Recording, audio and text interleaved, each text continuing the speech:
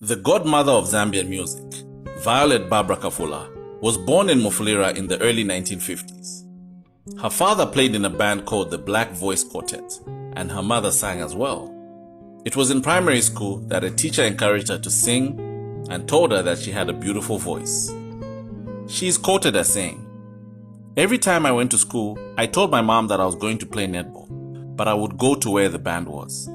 I started rehearsing and singing, and mom didn't know about it until one particular occasion when she knocked off from work. As she was passing by the club, she recognized my voice.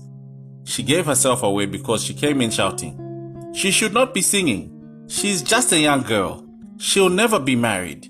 She'll never finish school.' Somebody warned me, and I ran like nobody's business out of the window, and of course, I went home."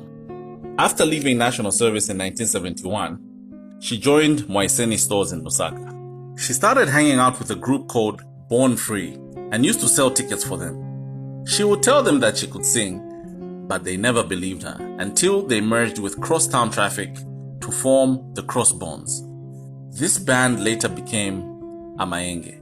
Nikki Mwanza gave her a chance, and she started off by performing Miriam Makeba songs.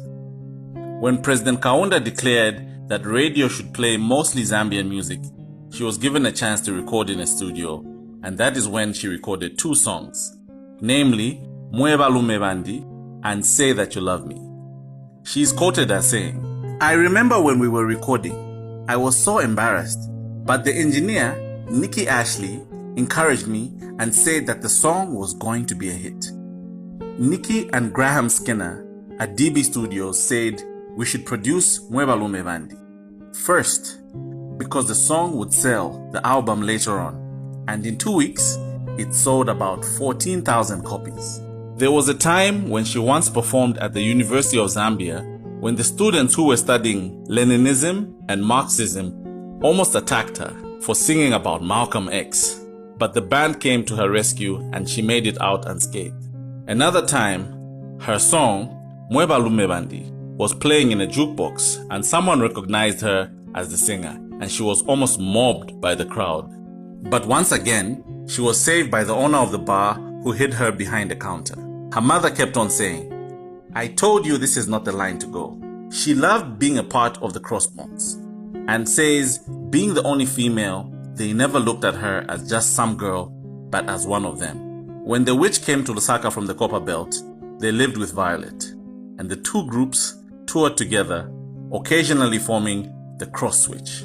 Violet also performed as a cabaret artist with bands like the Big Gold 6, Los Comorados, Distro Womboka, 5 Revolutions, and the Real Sounds Band.